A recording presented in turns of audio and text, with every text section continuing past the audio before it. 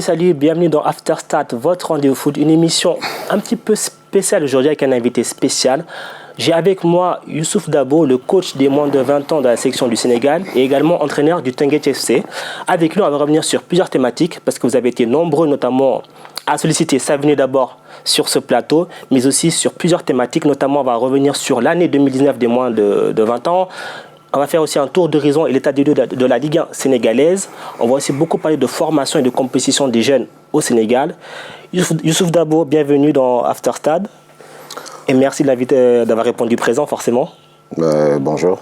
Merci surtout à vous pour cette invitation. J'espère que ça va bien se passer. Non, il n'y a pas de raison. Généralement, ça se passe bien. Ça se passe bien. En plus, franchement, vous étiez attendu. On a fait l'annonce sur les réseaux sociaux. Il y a beaucoup de questions de téléspectateurs. Vous êtes un coach, on va dire, dans la tendance. Est-ce que vous savez ça? Vous avez une belle cote de popularité. Je sais qu'il y a beaucoup de gens qui me témoignent de leur sympathie. Ouais. Après, j'espère que ça va durer longtemps. Parce qu'on sait que dans ce métier, ça va très vite. Ouais. Après, c'est des choses qui doivent, je pense, nous servir de motivation. Parce qu'on est nombreux à être entraîneurs. Maintenant, bon, après, si les gens, en tout cas, me témoignent cette sympathie, c'est parce que quelque part, peut-être que je les représente bien ou je ne sais pas. Je ne comprends pas trop, mais je me dis que c'est une source de motivation. Il y a un peu des résultats aussi qui jouent en votre faveur, pour l'instant. Ah, mais après, il y a aussi des gens qui ont fait les mêmes résultats que moi, ou même plus. Ouais. Et voilà. Donc, c'est pas qu'au niveau des résultats, je pense. D'ailleurs, justement, on va revenir, en parlant de résultats, d'abord sur l'année 2019 de la sélection des moins de 20 ans. Ouais. Il y a eu deux compétitions majeures qui sont déroulées auxquelles vous avez pris part. Il y a d'abord eu la CAN des moins de 20 ans, c'était au Niger. Ouais. Le Sénégal a fini en finale, deuxième. Beaucoup de gens disent que voilà, c'est l'éternelle place de deuxième. On avait aussi les A finir finalistes de la CAN 2018. Mais déjà, de façon globale, on a vu cette phase finale de la CAN. Comment est-ce que vous avez jugé le parcours de cette équipe sur toute la compétition? On a fait un parcours honorable parce que on est resté, je pense, sur la lancée du tournoi UFOA que nous avions gagné au Togo. Ouais.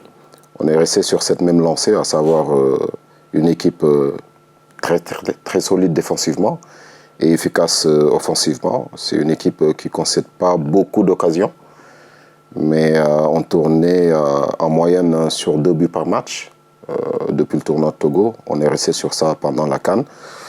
C'est vrai que par rapport au parcours que nous avions fait durant cette compétition de la CAN, tout le monde nous voyait gagner ce trophée. Bon, malheureusement, on n'a pas en tout cas su gagner le dernier match qu'il fallait. Maintenant, on a tiré les enseignements. Il faut continuer à travailler et bien préparer les garçons pour les prochaines séances. Justement, vous l'avez souligné à juste titre. Sur cette phase finale de la CAN, le Sénégal est vraiment monté en puissance. Tout le monde les voit ultra favoris. D'ailleurs, le Mali qui vous bat en finale, vous les avez battus en phase de groupe. Qu'est-ce qui n'a pas marché du coup sur cette finale, sur ce match en particulier? Alors, sur ce match, je pense qu'il y a beaucoup de facteurs parce que chaque équipe a ses habitudes. Ouais.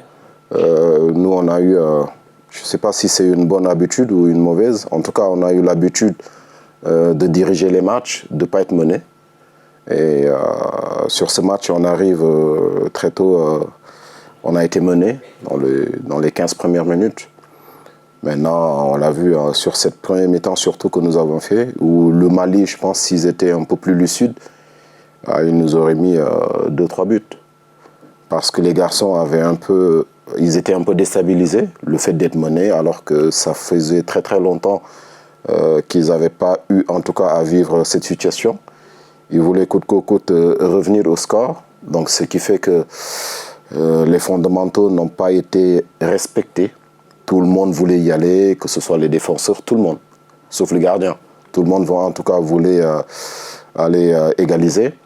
Et ce qui fait que sur cette première mi-temps, voilà, on a frôlé la correction. Et à la mi-temps, dans les vestiaires, j'ai quand même réussi à les faire revenir un peu dans le match, à savoir qu'il fallait être patient, il fallait continuer à travailler, mais si on voulait égaliser, il fallait surtout effacer tout ce qu'on a fait, tout ce qu'on avait fait en premier temps, parce que on n'avait pas fait grand-chose en tout cas. Il fallait revenir avec un nouvel état d'esprit, surtout être patient, continuer à travailler parce qu'on sait qu'on est capable de marquer à tout moment. Il fallait surtout ne pas prendre le deuxième but, mais qu'on pouvait égaliser. Mais après, sur ce match, on sait qu'on a dépensé trop d'énergie parce que, comme je l'ai dit, le fait d'être mené très tôt, que ce soit sur le plan émotionnel, que ce soit sur le plan athlétique, on a dépensé plus que d'habitude. Ouais. Et même arrivé sur les prolongations, on a joué, je peux dire, quasiment à 9. Parce que j'ai eu 2 joueurs qui ne pouvaient plus, mais j'avais épuisé tous les changements. Donc du coup, on ne pouvait pas ramener 209. Heureusement, on a tenu ce score jusqu'au penalty. Après, ce qui est difficile, c'est avoir des joueurs qui, pendant des années, on les répète que les penalties, c'est une question de chance. Oui. Voilà, je voulais revenir là-dessus parce que souvent on dit oui, le Sénégal n'a pas de chance, le penalty c'est la loterie. Franchement, à ce niveau-là, c'est pas. Je veux dire, normalement, vous avez dû étudier plusieurs scénarios possibles en vous disant que ça peut finir au tir au but. Bien sûr. Et on n'est pas de là, une question de loterie.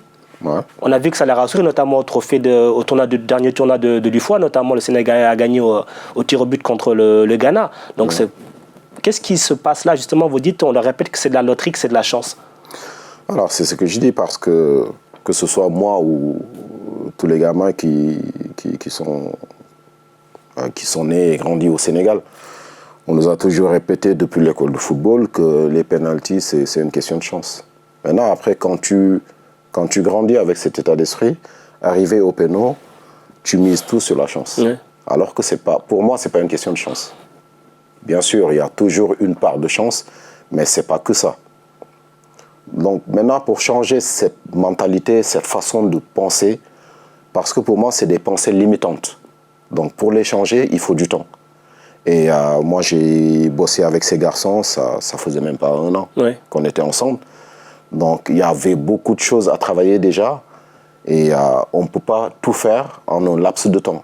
Donc pour effacer, en tout cas, pour arriver à gommer certaines pensées limitantes, il faut du temps. Donc au-delà du terrain, on arrivait aussi à travailler avec eux en salle sur le développement personnel parce que c'est ma façon de travailler. Ouais. Le football, ce n'est pas que le terrain. Il faut développer la personne. Il faut développer la personne. Donc, on arrivait à faire des séances individuelles, voire collectives, pour notamment travailler sur le développement personnel de ces garçons.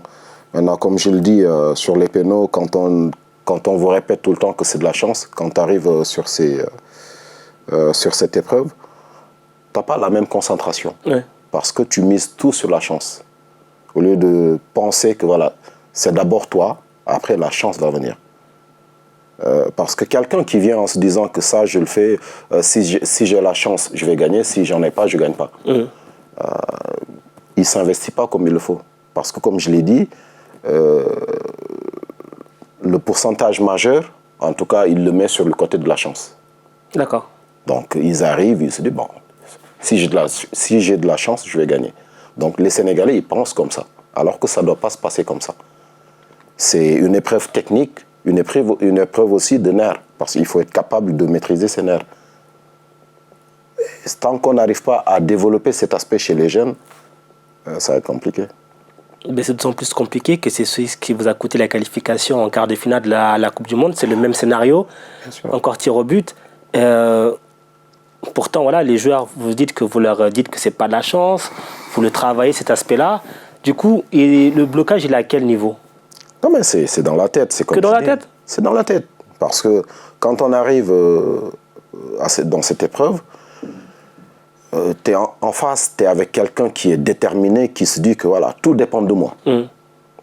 Et toi, tu mises tout sur la chance. Vous ne partez pas à chance égale. Parce que lui, il se dit que tout dépend de lui. Mais pour toi, tout dépend de la chance. Donc, la détermination que cette personne va y mettre, toi, tu ne le feras pas. Ouais. Parce que lui, il sait que tout dépend de lui. Mais pour toi, ça ne dépend pas de toi. Après, je le dis, c'est dommage. Après, je ne suis pas là pour donner des leçons ou quoi que ce soit. Mais s'il on est par exemple 10 entraîneurs, il y en a peut-être 2 ou 3 qui pensent que voilà, ils doivent développer ça chez les joueurs. Ouais. Par contre, les 7, ils continuent à miser sur la chance. C'est compliqué. Très compliqué. Alors justement, on va revenir un petit peu sur la CAN parce que c'est quand même assez fou. On va revenir avec une petite infographie sur laquelle le Sénégal a fini meilleure attaque, a eu le meilleur buteur, le meilleur joueur et le meilleur coach. Il manquait que le trophée en fait. C'est frustrant quand même non, quand on arrive à ce niveau-là, se dire il manque que ça. Bien sûr que c'est frustrant, c'est très frustrant. C'est pour ça que voilà, franchement, les trophées individuels que nous avions gagnés, je ne me rappelle même plus de ces trophées parce que pour moi, ce n'était pas le plus important. Après, bien sûr, l'essence de ces catégories qui sont la formation ou post-formation, c'est formation. Oui. Le résultat va venir après. Mais en formant le joueur, il faut vraiment l'inculquer, la culture de la gagne. Parce qu'on ne gagne pas par hasard. Il faut avoir cette culture, et cette culture, pour l'avoir, c'est pendant ces périodes, en U17, U16, jusqu'en U23, il faut inculquer à ces garçons cette mentalité de compétiteur, de gagneur. Après, tu te rends compte que nous, on n'est pas prêts à tout pour gagner. Et ça se voit même avec nos clubs quand ils partent en Afrique. On n'est pas prêts à tout pour gagner. Alors, mais justement, c'est quoi on a souvent eu cette discussion-là, justement, sur les catégories jeunes, les sélections A, les clubs, pour dire au Sénégal, on a vu d'autres pays, notamment, je pense, l'exemple du Cameroun, on dit qu'il y a des joueurs qui sont prêts, entre guillemets, à mourir sur le terrain pour gagner. Qu'est-ce qui fait qu'au Sénégal, on a l'impression que les joueurs, des fois, ils n'ont pas envie de se faire mal. Il manque quelque chose. C'est toujours une question d'état d'esprit, une question de mentalité, en fait. Parce que c'est... et pas plus tard qu'hier, j'ai eu une petite discussion comme ça avec un ami où on parlait des joueurs sénégalais qui sont grandis au pays et qui partent à l'étranger, parfois qui ont du mal à franchir un palier, parce que c'est aussi un peu notre façon de vivre au Sénégal où on est tout le temps ensemble. Tu es tout le temps entouré de personnes, de la famille, les amis. Un beau jour, tu te lèves, on t'amène en Russie, tu te retrouves tout seul. Tu dois te démerder tout seul pour avancer. Ah ben, si tu n'es pas préparé, ça va être compliqué. Ouais. Par contre, à côté, tu vas avoir peut-être un Nigérian, un Camerounais qui a peut-être galéré plus que toi. Vous êtes dans la même situation là-bas, peut-être il va avancer, toi tu vas rester sur le carreau. Et ça se voit aussi sur les matchs. Franchement, il faut qu'on arrive à franchir ce palier de... il faut qu'on soit capable de nous faire violence, d'être prêt à tout. Ouais. Prêt à tout. Pour le moment, on n'est pas prêt à tout. Donc, on est bon. On est bon footballeur, mais on n'est pas encore assez bon compétiteur. Et ça, c'est un travail qui prend beaucoup plus de temps. Parce que footballistiquement, on reconnaît que le Sénégalais, voilà, il est bon footballeur. Ouais. Mais voilà, le football actuel, ça va au-delà de l'aspect technique. Après, il ne faut pas qu'on résume non plus tout sur l'aspect mental. Bien sûr. Parce que c'est faire un raccourci. Il y a l'aspect mental qui est très important, qu'il faut bien sûr développer pour réussir à créer des champions.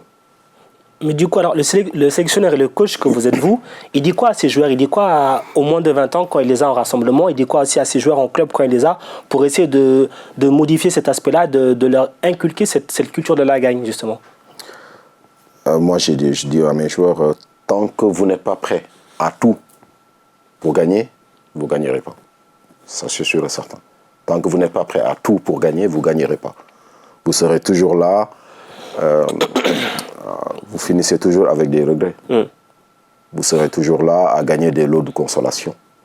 Et ça, depuis le temps, depuis en tout cas qu'on connaît le Sénégal, on ne gagne que ça. Maintenant, si vous voulez être la génération, en tout cas les générations qui vont gagner, il faut déjà que vous changez de mentalité. C'est aussi simple que ça. Pas aussi simple, parce que si c'était aussi simple, on aurait réussi vite fait. Mais comme je dis, si tu veux être un champion, tu t'entraînes comme un champion. Ouais. C'est une question d'état d'esprit, en fait, parce que la commande va partir de la tête. Tu veux devenir professionnel, ben, travaille comme un professionnel. Tu veux devenir, je sais pas, un politicien, ou fais comme un politicien. Tu dois faire par rapport à ce que tu veux faire. Tu veux gagner, ben, travaille comme ceux qui gagnent. Mais pas juste travailler pour travailler. Parce que tout le monde travaille. Mais la différence se fait... Mais la différence, elle n'est pas grande. Hein. Elle n'est pas grande. Il faut juste être capable, à un moment donné, de franchir le pas qu'il faut. On est parfois trop dans le confort chez nous. Et ça nous handicape. Oui. Alors, vous avez été élu meilleur coach du tournoi Dakar U20. Pour vous, c'est une reconnaissance ou finalement c'est une distinction sans plus? Bien sûr, ça fait plaisir parce qu'on était quand même 8 coachs, 8 sélectionneurs à être là-bas. Après, parmi les 8, 6 on me choisit. C'était la deuxième fois parce que même par rapport au tournoi UFOA, j'avais eu aussi cette distinction. Maintenant, comme je l'avais dit auparavant, ça doit servir de source de motivation, ça doit servir de repère. Ouais. Voilà, mais ça ne doit pas être une fin en soi. C'est-à-dire que voilà, j'ai été meilleur entraîneur UFOA, Cannes. Non, ça doit me pousser à aller plus haut, à travailler davantage, parce que même au niveau local, je sais qu'aujourd'hui, un club va jouer contre mon club. Ah ouais, ça va jouer déjà contre mon club et ça va jouer contre moi. Ouais. Donc, c'est une pression supplémentaire, mais une pression positive pour moi. Parce que ça me permet justement de vouloir encore progresser. Parce que tant que je progresse, je peux pousser mes joueurs à progresser. Par contre, si je stagne, ça va être compliqué pour moi, ça va être compliqué pour mes joueurs. Ouais. Après, je serai devenu, un entraîneur, un loser. Alors on va revenir maintenant sur un moment vraiment coaching essentiel. Notamment, ça se passe à la Coupe du Monde. Alors, vous avez un attaquant de pointe qui est Youssouf Abadji. Malheureusement pour lui, il fait une compétition sans marquer de but. Certains n'ont pas compris justement pourquoi est-ce qu'il n'y a pas eu plus de concurrence à ce niveau. Quand on est coach, comment est-ce qu'on fait pour maintenir sa confiance à un attaquant qui ne marque pas? Bon, on a vu Giroud avec la Coupe du Monde 2018 avec l'équipe de France qui n'a pas marqué, mais l'équipe de France a été championne. Mais comment est-ce qu'on fait pour justement, face à la pression, à certaines critiques, pour se dire « je lui maintiens ma confiance » Moi déjà, dans mon équipe, ce que je fais en premier, c'est que chacun sache c'est quoi son rôle. Et qu'il soit performant dans son rôle. Bien sûr, attaquant, c'est marquer des buts. Mais dans le football actuel, les meilleurs buteurs, ce n'est plus les attaquants. Ça, on le sait. Après, on peut rester, si on veut, on peut rester dans les années 50, où les meilleurs buteurs, c'était toujours les attaquants. Parce que le football évolue, on doit évoluer avec. Le profil de Youssouf, par rapport à nous, ce qu'on fait, c'est le profil idéal. Parce qu'on met beaucoup d'intensité dans ce que nous faisons, dans le jeu, que ce soit offensivement ou défensivement. Il a un volume qui lui permet de répéter les efforts sur la durée. Au moment où les autres vont pêcher vers le bas, lui, il est encore là. Parce qu'il est capable justement de répéter ses efforts sur la durée. Et ça permet aussi aux joueurs couloirs et même au milieu de pouvoir justement aller derrière lui pour récupérer ses ballons qui dévient. Voilà, c'est un bon point de fixation pour nous.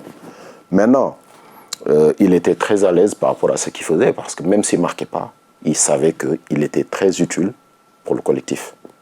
Après, ça fait toujours plaisir pour un attaquant de marquer. Bien sûr. Mais je lui disais toujours que ne te prends pas la tête. Si tu ne marques pas, ce n'est pas grave. Fais ce que tu as à faire. Il fallait surtout qu'il sache qu'il était utile pour l'équipe. Pas que pour marquer des buts, mais qu'il était utile par rapport à son travail. Ouais. Et son travail permettait justement aux autres de pouvoir s'exprimer offensivement.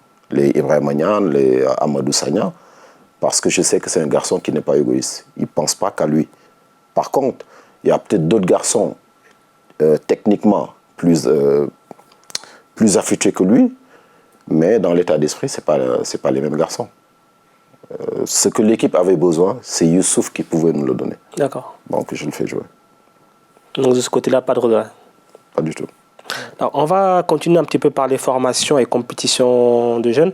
Déjà, avec cette première question de Malik qui nous demande comment se fait la sélection des moins de 20 ans. Quels sont vos critères, quels sont vos procédés pour suivre tous ces joueurs? Parce qu'on sait qu'il y a beaucoup de joueurs qui sont éparpillés un petit peu partout. Déjà, c'est la compétitivité, la première chose, parce que chez les jeunes, je n'ai pas besoin de prendre un joueur qui ne joue pas. Ça ne sert à rien. Parce que la progression d'un joueur passe par la compétition.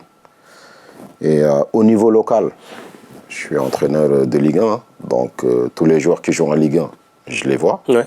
Je suis aussi la Ligue 2.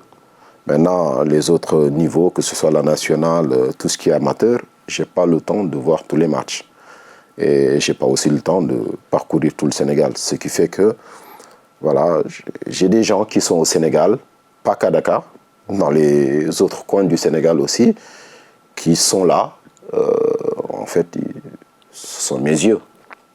Voilà, c'est des gens qui peuvent m'appeler à tout moment pour me signaler un joueur.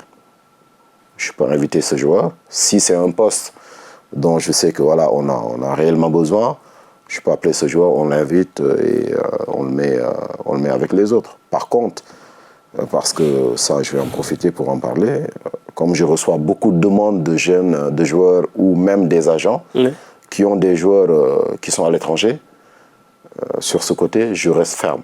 Il faut que ce soit un joueur qui est dans une structure professionnelle. Parce que si je dois venir ici, en France, récupérer un jeune joueur qui joue, par exemple, à Villepinte, autant récupérer un jeune qui est au Sénégal et qui s'entraîne tous les jours. Parce que les clubs amateurs en Europe, ils ne s'entraînent pas tous les jours. C'est ça. Ils s'entraînent 2 ou 3 fois dans la semaine. Et voilà, parfois, ça joue à des niveaux très bas. Donc, si c'est pour récupérer un garçon, soi-disant, il est en Europe, et qui est dans une structure pas professionnelle, je prends un joueur qui est au Sénégal. Donc l'Europe n'est pas vraiment une garantie. Pas du tout. Mais du coup, les compétitions jeunes, est-ce que ce n'est pas aussi quelque part un des gros points noirs? Parce qu'au final, les jeunes, est-ce qu'on leur fait vraiment confiance quand on prend le championnat local? Est-ce qu'on fait vraiment confiance aux jeunes? Parce que vous dites que vous sélectionnez aussi par rapport à la compétitivité. Il faut que ces jeunes y jouent. Il n'y a pas vraiment beaucoup de compétitions réservées aux jeunes sur le continent. C'est vrai qu'au niveau de la petite catégorie au Sénégal, il n'y a pas une grosse compétition. Parce que c'est des équipes qui jouent 4-5 matchs dans l'année. Après, il y a beaucoup de jeunes qui jouent en Ligue 1 et en Ligue 2. Ouais. Parce que dans cette équipe que j'avais, il y a beaucoup de joueurs qui jouaient en Ligue 1, Ligue 2. Après, il y en a quelques qui sortaient du lot, qui jouaient en national ou ailleurs, comme John Lopi ou les Formos, qui jouaient qui jouaient pas en Ligue 1 ni en Ligue 2. Voilà. Maintenant, ils sont dans des académies qui jouent dans le championnat national où c'est en catégorie senior. Ouais. Voilà. On les fait jouer dans des catégories seniors. Je pense que j'avais pas dans mon équipe des jeunes qui jouaient qu'avec la petite catégorie dans leur club. J'en avais pas. Et du coup, alors, comment est-ce qu'on fait pour être compétitif sur la scène internationale qu'on a des jeunes qui ne jouent pas forcément en championnat, qui n'ont pas beaucoup de matchs en catégorie, dans les compétitions de jeunes dans les jambes? C'est dur, non? C'est plus compliqué pour eux d'exister. Est-ce que aussi quelque part, ce n'est pas ce qui manque au Sénégal ou à d'autres nations pour exister sur la scène internationale? Bien sûr, il y a toujours ce problème de compétitivité qui se pose parce qu'on ne joue pas assez, que ce soit en U17 ou en U19, on ne joue pas assez. Maintenant, comme je l'ai dit, moi je sais que c'est une situation compliquée, donc à partir de là, je ne vais pas piocher spécialement, comme je l'ai dit, dans le championnat de la petite catégorie, parce que limite, c'est une compétition qui n'existe pas. Parce que quand des garçons s'entraînent pendant 8 mois pour jouer que 4 matchs, c'est compliqué. Très compliqué, très compliqué. Mais ce que je dis, encore une fois, c'est les garçons qui ont un certain potentiel, pour que leur président ou leurs entraîneurs les aident, il faut qu'ils les prêtent. Il faut qu'ils les prêtent dans des clubs de national, de Ligue 1, de Ligue 2, pour que ces garçons soient compétitifs et qu'ils aient plus de visibilité. C'est la vie, c'est mon avis en tout cas. Maintenant, après, chacun peut garder, parce que parfois aussi, ce qui est compliqué, c'est qu'il y en a certains, ils ont un bon joueur dans leur club, ils préfèrent le garder parce qu'ils pensent à un éventuel transfert, donc il faut que je le garde, comme ça demain, si je le transfère, je partage avec personne. Et tu handicapes le garçon, si ça se trouve, il ne partira jamais. Parce que déjà, il n'a pas de visibilité, il n'est pas compétitif. Donc laisse-le jouer en national, en Ligue 1, en Ligue 2, où il sera beaucoup plus compétitif et il aura de la visibilité. Maintenant, demain, tu le transfères, ça c'est ton problème. Mais au moins, aide le garçon à être compétitif. Est-ce que justement, ce que vous évoquez là, ce ne sont pas les raisons qui font que souvent, les joueurs, dès qu'ils sont majeurs à 18 ans, hop, ils veulent absolument partir à l'étranger, que ce soit en Europe ou des fois dans des championnats, mais vraiment exotiques. On a vu des joueurs à Chypre, en Moldavie et autres, plutôt que de malheureusement rester un peu plus longtemps, s'aguerrir en Afrique ou au Sénégal. Après, il y a une réalité économique qui se pose. Et des garçons, c'est des garçons qui sont dans des familles modestes financièrement, donc, et qui ne connaissent pas forcément les réalités qui sont à l'étranger. Et ils pensent que dès que tu pars à l'étranger, tu deviens millionnaire, tu as beaucoup d'argent, alors qu'il y a beaucoup de jeunes qui sont en galère à l'étranger.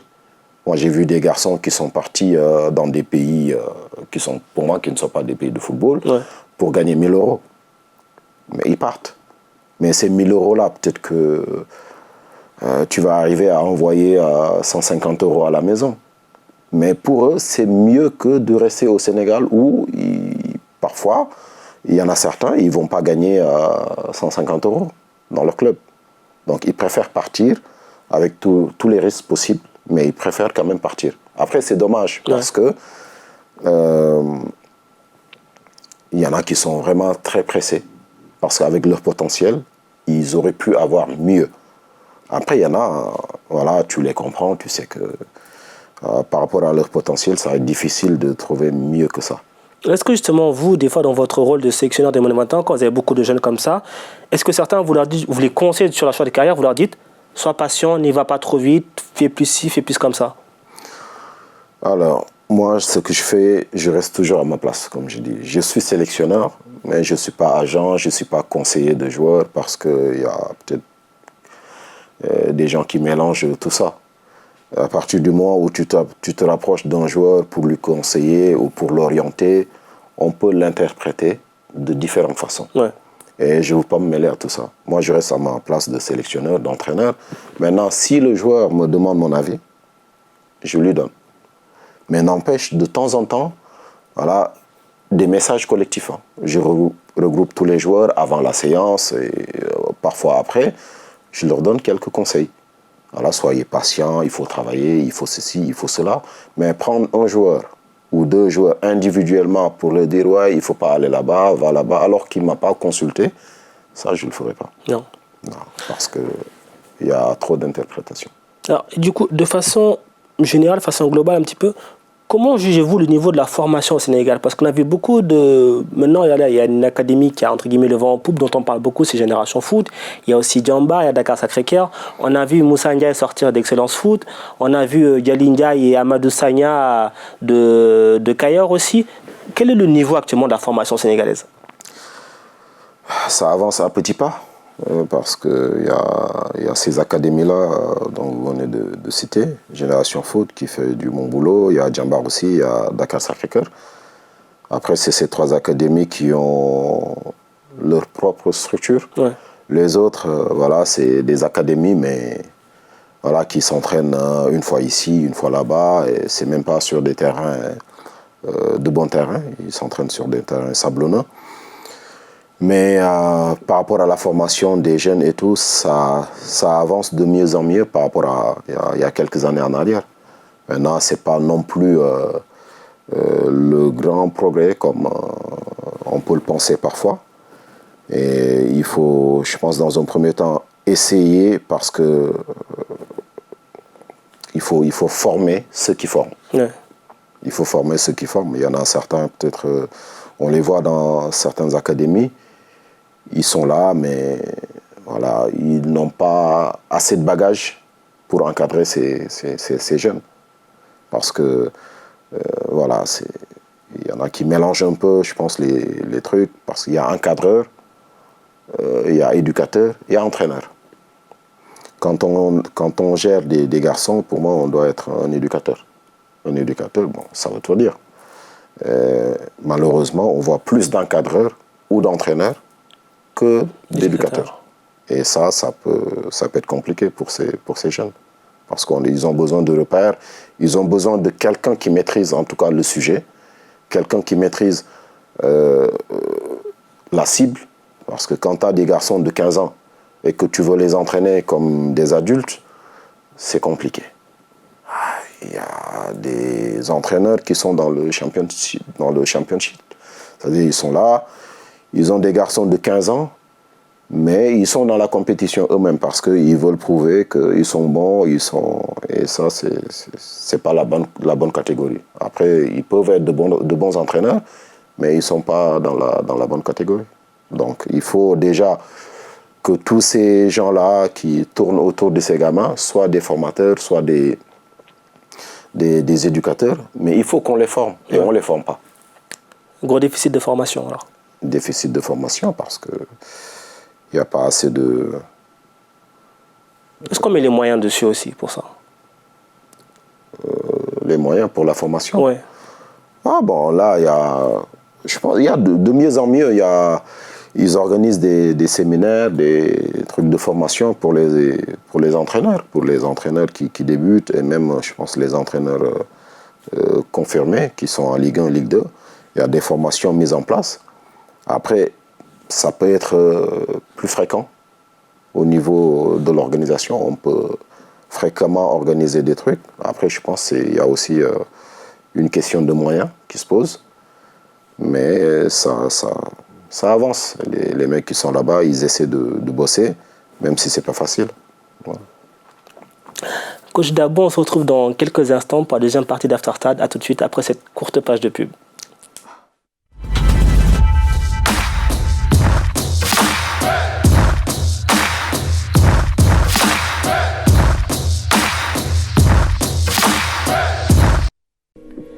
Bonne nouvelle pour tous les passionnés de sport, l'application Stade Afrique est enfin disponible. Où vous voulez, quand vous voulez, l'application Stade Afrique vous permet de suivre tous vos programmes en direct ou en replay. Sans oublier le meilleur des actualités sport Afrique à travers notre fil d'infos, ainsi que toutes les diffusions de vos programmes préférés sur notre grille de programmes. Stade Afrique, c'est aussi la possibilité de contacter directement vos animateurs favoris, tous les jours à toute heure, regarder Stade Afrique en live gratuitement, accéder au replay complet de nos meilleurs programmes, toute l'info sport Afrique gratuite dans l'application Stade Afrique. Stade Afrique, l'application toujours plus proche de ses téléspectateurs. La nouvelle application Stade Afrique, c'est simple, c'est gratuit, alors n'attendez plus, téléchargez-la dès maintenant sur l'Apple Store et Google Play. Stade Afrique, on aime le sport, on aime l'Afrique.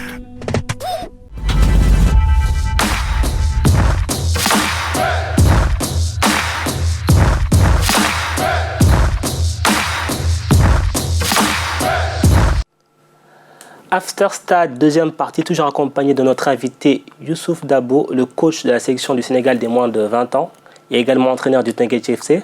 Alors coach, avant de poursuivre et de parler de la Ligue 1 sénégalaise, on a une question de téléspectateur de Tierno Sarr qui nous demande la chose suivante. Quel joueur est-ce que vous avez entraîné et que vous voyez finir au plus haut niveau mondial? Est-ce qu'il y a un joueur vraiment qui vous a tapé dans l'œil et vous a dit « Waouh, lui, celui-là, il va aller loin ». Celui-là, il va aller loin s'il est bien encadré. Ouais. Parce qu'on sait qu'une carrière dépend de beaucoup de choses. Pas que du talent du joueur. Le talent, c'est le début. C'est le début, mais après, il y a beaucoup de choses qui vont avec. Et si ça ne suit pas, ce sera un talent gâché. On peut citer beaucoup de joueurs, notamment de la sélection U20, Amadou Sagna, qui a un énorme potentiel.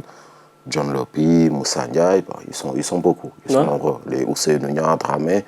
C'est des garçons à fort potentiel, mais il faut les encadrer, il faut voilà, tous les paramètres qui accompagnent le talent. On a notamment vu le jeune Moussa Ndiaye, qui était le plus jeune de votre sélection, qui a fait donc la CAN et la Coupe du Monde. Là, il est appelé avec la sélection A. C'est quelque part aussi, est-ce que vous dites que c'est le fruit de votre travail? Pas que de moi. Non, en partie. Ah, ben, avant qu'il soit avec moi, il avait bien travaillé avec ses précédents coachs. Et aussi par rapport au travail qu'ils ont fait avec lui, ça m'a permis de rajouter une couche. Et tout ça a fait qu'aujourd'hui, on peut parler de ce garçon et qu'Aliou puisse l'appeler avec l'équipe première. Justement, est-ce que des fois, justement, le sélectionneur Aliou Cissé il vous contacte au sujet des jeunes qui pourraient potentiellement incorporer dans la sélection A? Bien sûr, on en parle beaucoup. Tous les jours, il n'y avait pas que Moussa Ndiaye. Bon, je ne vais pas citer les autres, mais... Ceux qui n'y sont pas, non, ça va. Voilà, donc non, on se parle beaucoup. Il m'envoie à chaque fois, il me demande mon avis, il me dit voilà, je pense à ça, qu'est-ce que tu en penses? Et on en discute. Si on peut valider, on valide. Alors maintenant, on va passer à l'état du championnat sénégalais. C'est d'ailleurs la partie où il y a le plus de questions de nos téléspectateurs. On rappelle juste quand même que le championnat s'est fini au mois de mai dernier et qu'il va seulement reprendre le 7 décembre prochain. Ça fait quand même plus de 7 mois de compétition. Ça paraît insensé quand même, aussi longtemps sans compétition. C'est incompréhensible pour nous, entraîneurs et les joueurs. Maintenant, pourquoi, c'est quoi la raison exacte de ces vacances, de ces longues vacances? Je ne peux pas dire, parce que je ne suis pas à la Fédé ni à la Ligue, aussi pour savoir tout ce qui se passe là-bas. Et je sais qu'en tant qu'en tout cas acteur principal, c'est un handicap. Parce que voilà, le fait que des joueurs censés être professionnels restent autant de temps sans compétir, sans même s'entraîner régulièrement, et ça nous pose beaucoup de problèmes. Parce que là, on était en préparation avec mon club. J'ai vu l'état physique des joueurs, c'est catastrophique. Maintenant, comment les retaper pour qu'ils soient compétitifs dès le mois de décembre, c'est un gros boulot. Et ça, c'est justement le fait qu'on soit resté aussi longtemps sans jouer. Alors, on fait comment quand on est dans une si longue période sans jouer, quand on est coach, pour qu'on arrive, justement, vous dites que vous découvrez l'état de vos joueurs, on fait comment pour gérer ça? Avec mon staff, on a mis en place en tout cas un travail, un programme pour retaper tous ces joueurs, parce qu'on a été en préparation pendant 3 semaines, où on était parfois sur des régimes de 3 séances par jour.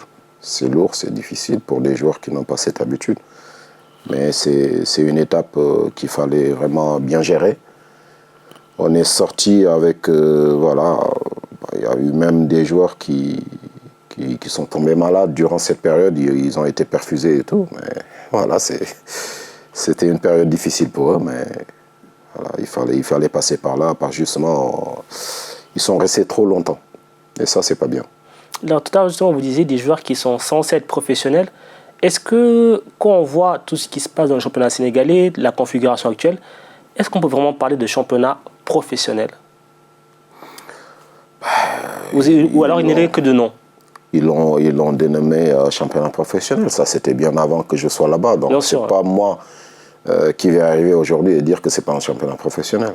Maintenant, on sait que le professionnalisme, ça demande beaucoup de choses et c'est pas une situation qui va se faire toute seule en tout cas et rapidement. Ça demande du temps, ça demande aussi des moyens humains et financiers.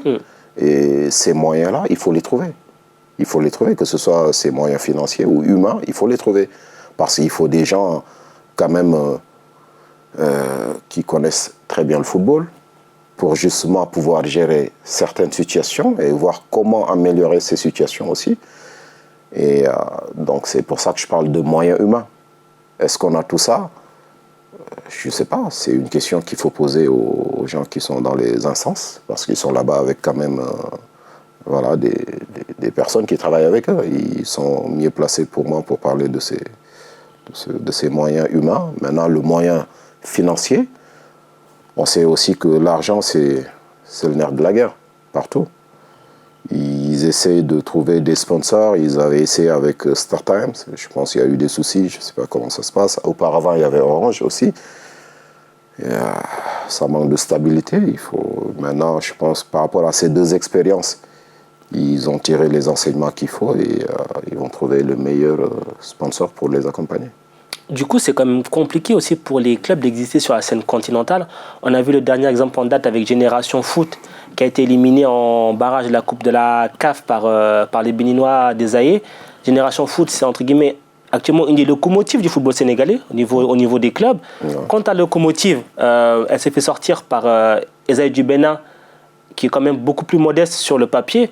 Ça interpelle, non, quand même. C'est signal qu'il y a quelque chose qui ne va pas. Tout le monde voyait Génération Foot passer ce tour parce que justement on a réfléchi comme ça.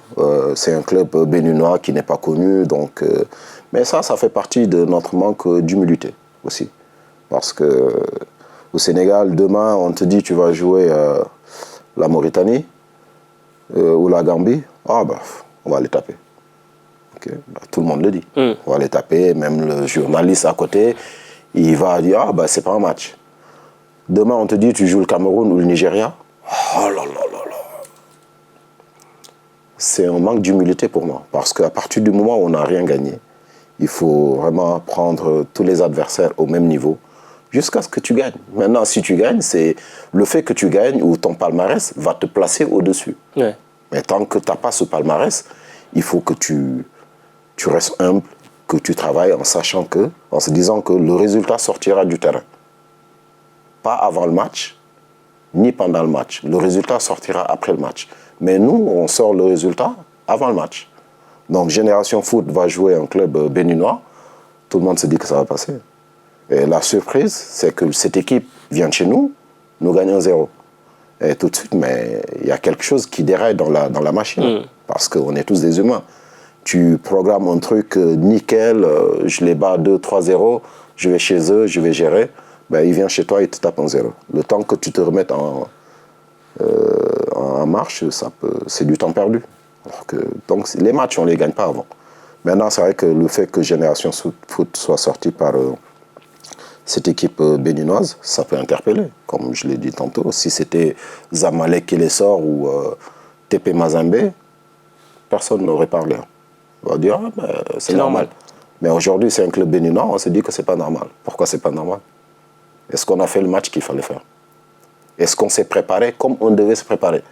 Comme si on devait jouer Zamalek ou TP Mazembe.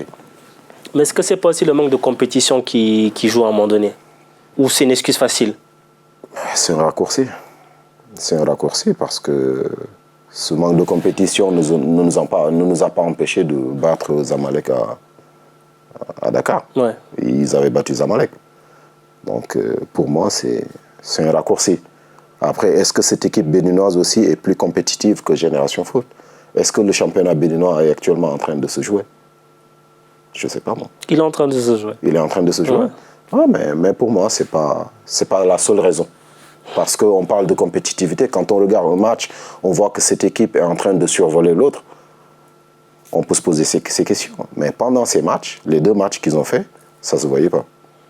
Alors, quand on voit justement là, les clubs sénégalais qui ont un peu du mal à exister actuellement sur la scène continentale, on a vu aussi la sélection locale qui n'a pas réussi à se qualifier pour le championnat d'Afrique des nations. On a cette question de Tiernosar qui nous dit, du coup, c'est quoi le problème? Est-ce que c'est un blocage psychologique ou c'est juste une question de niveau et qu'actuellement le Sénégal n'est pas au niveau et qu'il faut se l'avouer? Non, comme je l'ai dit, c'est pas... Parce que quand tu regardes les matchs, les équipes qu'on croise, que ce soit en sélection ou en club, ce n'est pas des équipes qui nous mettent à l'amende. En fait. Bien sûr, oui. Quand on regarde des matchs, c'est des matchs serrés où parfois même on est plus dans le contenu, on est meilleur que l'adversaire. Mais qu'est-ce qui fait justement que ça ne bascule pas du côté sénégalais? Voilà, c'est justement ce que je disais au début. Nous, on mise beaucoup de choses sur la chance. Il y a beaucoup de choses qu'on met... Après, Sénégal, c'est un pays où il y a beaucoup plus de musulmans que d'autres religions. Mm-hmm. Mais avec notre façon de voir la vie, voilà, tout est entre les mains de Dieu. C'est le fameux Yalla Barna? Voilà, Yalla Barna.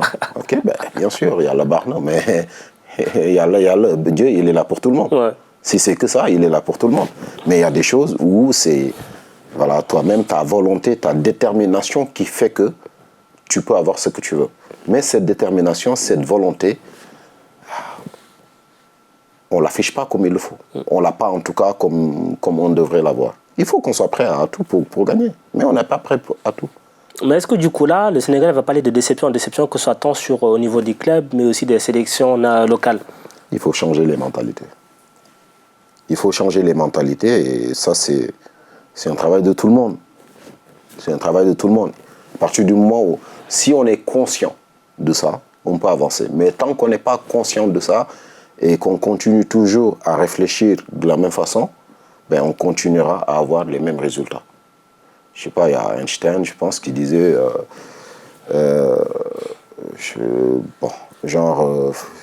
tant que tu fais la même chose, tu auras les mêmes résultats.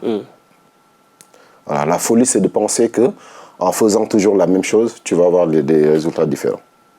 La folie, c'est ça. Faire toujours la même chose, mais en pensant que tu vas avoir des résultats différents. Tu vas avoir des résultats différents, ben fais les choses différemment. Peut-être que forcément, tu auras des résultats différents.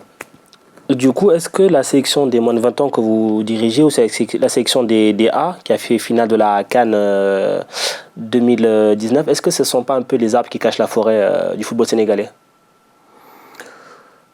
Bon, on a longtemps parlé de la sélection A, qui est l'arbre qui cache la forêt. Ça, on le dit depuis, ça ne date pas d'aujourd'hui. Mais c'est vrai que quand tu pousses l'équipe nationale A et que tu regardes ce qui se passe derrière, je ne dirais pas que c'est le désert, parce qu'il y a l'équipe des U20 qui a fait le mondial, il y a l'équipe des U17 aussi qui a fait le mondial. C'est surtout au niveau des clubs, on parle. Au niveau des clubs, c'est le désert. Donc, c'est les sélections qui sont l'arbre qui cache la forêt. Parce qu'en dehors des sélections, au niveau local, c'est le désert. Il n'y a aucun club qui existe en Afrique. Voilà. Alors, du coup, vous êtes entraîneur du Teungueth FC. Vous avez ce constat-là. Comment est-ce que vous allez faire au quotidien pour tenter d'exister? Moi, je maîtrise mon club. Ouais. Maintenant, tout ce que je peux faire... Mais votre club, il est dans cette configuration aussi. Bien sûr, bien sûr. J'arrive dans un nouveau club où voilà, le président, il a des ambitions. Maintenant, je lui dis, avoir des ambitions, c'est bien. Mais il faut les mettre en pratique. Est-ce que c'est un club qui aura les moyens de sa politique? Bah, je pense qu'on a les moyens de notre politique. Nous, on avait déclaré forfait pour cette Coupe d'Afrique, parce que Teungueth a été champion, avait gagné la coupe du Sénégal. Tout à fait. Donc, on devait partir faire la Coupe CAF, là. Ouais.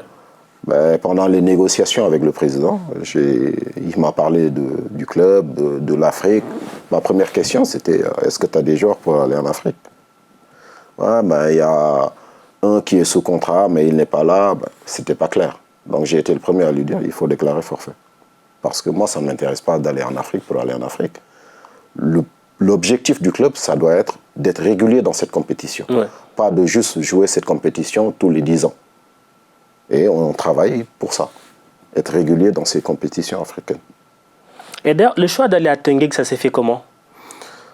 Ben, j'étais en fin de contrat avec le Stade de Mbour. Et Teungueth, c'était pas la première fois qu'ils venaient me chercher.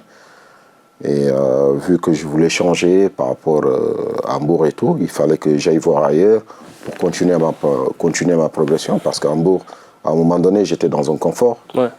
Je sais que les gens m'appréciaient là-bas. Donc, je ne savais pas si ce que je faisais, c'était bon ou pas. Tout ce que je faisais, ils applaudissaient. Il y a un problème. Il faut maintenant aller voir ailleurs, là où voilà, les gens sont capables de m'insulter, de me critiquer. Il faut se mettre en danger parfois pour voir si je suis capable d'évoluer ou pas.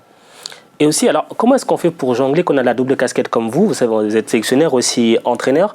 Ça n'a pas du temps assez particulier. Ouais, c'est compliqué. C'est beaucoup de travail parce que je ne suis jamais à la maison. Voilà. Donc, c'est assez compliqué. Mais que ce soit en club ou en sélection, en club, j'ai la chance d'avoir un staff qui me connaît, qui sait ce que j'attends, parce que ça va faire 3 ans que je travaille avec le même staff. J'étais avec Hambourg.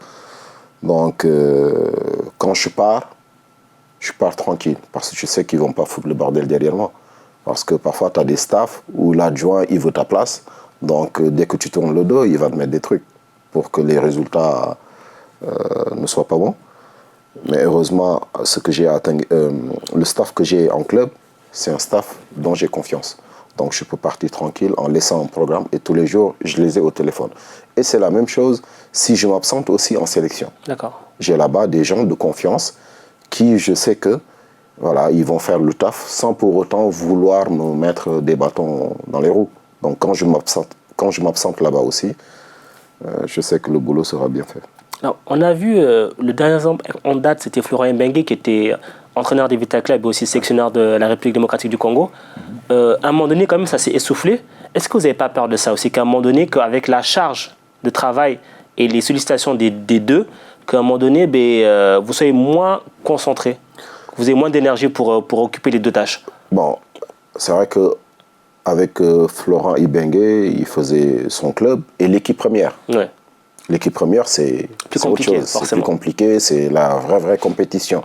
Là, je suis avec la petite catégorie où, pour moi, c'est plus la formation. On est dans la formation, même si on veut gagner. Moi, je suis plus dans la formation qu'autre chose. Bien sûr, je les forme à être de bons joueurs, de meilleurs hommes dans le futur, des compétiteurs aussi. Et demain, si je devrais prendre la sélection A, ben forcément, je ne serai plus en club parce que c'est impossible. Maintenant, par rapport à cette situation d'entraîneur et de sélectionneur, comme j'ai dit, on est jeune, on a encore de l'énergie. Je vais en profiter parce que ce n'est pas un truc que je peux faire sur la durée, c'est impossible. Là, je vais en profiter. Peut-être d'ici 2-3 ans, je vais arrêter en tout cas l'un des deux pour me consacrer sur une seule orientation. Et entraîner sélection A, c'est un objectif pour vous? Ben, pour le moment, comme je le dis tout le temps, il y a l'entraîneur idéal pour le Sénégal à l'heure actuelle. Pour moi, c'est Aliou Cissé. Je ne parle pas du Sénégal forcément, je parle d'une sélection A. Bien sûr, moi, je suis quelqu'un d'ambitieux. Je vais pas m'arrêter juste devant ma porte. J'ai envie d'aller chez le voisin, de voir ce qui se passe là-bas, d'aller ailleurs, ainsi de suite. Donc, je suis ambitieux. Je reste ouvert à tout. Je suis là pour avancer. Vous parlez d'Aliou Cissé, vous avez intégré à son staff durant la CAN. Comment ça s'est fait? Quelle relation vous avez avec Aliou Cissé justement? Ben, c'était ma deuxième CAN, parce qu'en 2017 aussi j'étais dans le staff et je me rappelle quand je partais au Gabon, il y a des voix qui se sont élevées au Sénégal. C'est qui cet entraîneur qu'on amène? Alors ils ne me connaissaient pas forcément parce que je venais d'arriver aussi. Bon, ça a fait moins de bruit pour cette année parce qu'ils m'ont connu un peu plus, mais Aliou, bon, c'est quelqu'un, on a de très bonnes relations. Nos relations sont en dehors du football. Ouais. Donc voilà, il sait qu'il peut compter sur moi à tout moment. Tout comme je sais aussi que c'est un garçon qui veut que du bien pour son pays. Alors, vous voyez plus entraîner en Europe ou en Afrique? Ben, je m'enferme pas. Je ne m'enferme pas, je suis ouvert à tout. Tout dépend du projet qu'on présente et bien sûr du pays. Parce qu'il y a certains pays, je sais que je n'irai jamais là-bas. Pour quelle raison? Parce que ça peut être, quand je dis jamais, c'est parce que souvent c'est des pays qui sont instables politiquement ou je n'ai pas envie de me suicider non plus. Ah, vous n'êtes pas comme certains qui vont juste aller chercher le contrat et... Ah non, pas du tout. Non. alors, du coup... on voit qu'il y a très peu d'entraîneurs africains de couleur de façon générale qui entraînent en Europe. Mais par contre, en Afrique, on a énormément de sorciers blancs qui ont encore la cote. Comment est-ce que vous expliquez ce phénomène où on préfère souvent faire venir des sélectionneurs ou des entraîneurs occidentaux, même certains qui n'entraînent même plus des fois depuis des années? Je pense qu'il y a le fait de vouloir se protéger ou... de vouloir montrer à la population qu'on est ambitieux. Parce que pour certains, c'est une façon de tromper la population. Le fait d'aller chercher un blanc. Ah ben, on a un blanc, c'est un entraîneur. Au lieu de prendre un Mamadou qui est là, qui peut entraîner la sélection, si tu prends le Mamadou, tu peux le payer peut-être 1000 francs. Mais les gens vont dire, ah ben, ils ne sont pas ambitieux, Mamadou, il parle. Quand c'est un blanc qui vient de là-bas, tu le payes des centaines et des mille. Non, mais il est bon, lui. Il a entraîné Sedan il y a 10 ans, il y a 15 ans. C'est une façon, en fait, de se protéger et de tromper la population. Parce qu'il y a des entraîneurs, tu sais pertinemment, qui viennent là-bas, pas pour leurs compétences, Mais voilà, parfois il y a des magouilles ou il y a des choses que tu ne maîtrises pas. Mais tu sais pertinemment que ce n'est pas leur compétence, en tout cas, qui les a mis à cette place. Avant de se quitter, coach Youssouf Dabo, une dernière question de Mamour Diak. Alors, il me demande quelles sont vos références et vos modèles au poste d'entraîneur. J'en ai pas. Ok. J'en ai pas. Je copie. Je prends tout ce qui est bon chez tout le monde, que ce soit l'entraîneur top niveau ou l'entraîneur des Navetan. Je prends tout ce qui m'intéresse. Après, je suis pas quelqu'un qui copie sur. Du coup, alors, c'est quoi le style Youssouf Dabo? Bien sûr, j'aime le beau jeu parce que j'ai pas envie aussi non plus de m'ennuyer sur mon banc. Je suis un spectateur privilégié, j'ai envie de voir du spectacle comme tout le monde. Mais je suis quelqu'un qui s'adapte aussi par rapport à ce que j'ai. Si j'ai une équipe capable de produire du beau football, je ne vais pas m'en priver. Par contre, si j'ai des joueurs sur place, je sais que par rapport au spectacle qu'on attend, ils ne sont pas en mesure de me le donner, je ne vais pas non plus mettre en danger ces joueurs en leur demandant de faire des choses qu'ils ne sont pas capables de faire, juste pour le plaisir des autres. Maintenant, c'est eux les acteurs principaux. Ils ont envie de... Voilà, il ne faut pas que je le frustre ou voilà, je mets de côté leur fierté. Il faut les laisser dans ce qu'il faut. Il faut les laisser faire ce qu'ils sont capables de faire. Alors tout à l'heure, vous disiez que le sélectionneur idéal du Sénégal actuellement, c'est Aliou Cissé. Mais les A, les Lions, un jour, ça vous tente quand même. Ça vous dirait si l'occasion se présente. Je suis ambitieux, comme je l'ai dit. Après, Aliou, pas plus tard que pendant la CAN, il y a des journalistes qui lui ont demandé ma situation et tout. Et il a été le premier à dire que c'est quelqu'un qui est capable aujourd'hui de prendre l'équipe A. Mais je ne suis pas dans cet état d'esprit. Aliou, il est là. Comme je le dis, le meilleur entraîneur, le meilleur sélectionneur actuellement, pour moi, c'est Aliou. Parce que on a beau dire des choses, tout ce qu'on veut, il progresse. Il progresse de même que son équipe. Au niveau des compétitions aussi, il progresse. Il a fait un quart de finale en 2017, il a fait une finale en 2019, mais allons voir ce que ça va donner en 2021. Parce que quelqu'un qui progresse, il ne faut pas couper son élan. On le laisse et voir jusqu'où il peut s'arrêter. À partir de là, on prend les décisions qu'il faut. Mais tant qu'il est en mesure, en tout cas, tant qu'il montre de la progression, il faut le laisser avancer. Donc pour l'instant, vous restez entre guillemets à votre place et vous verrez. Je reste à ma place et je suis à la disposition de Aliou. Il le sait, il n'y a pas de problème. Merci beaucoup Youssouf Dabo pour cet entretien. Merci à vous. Et nous, chers téléspectateurs, on se donne rendez-vous forcément, vous connaissez la musique, lundi prochain, même lieu, même heure. D'ici là, portez-vous bien. Allez, ciao, ciao.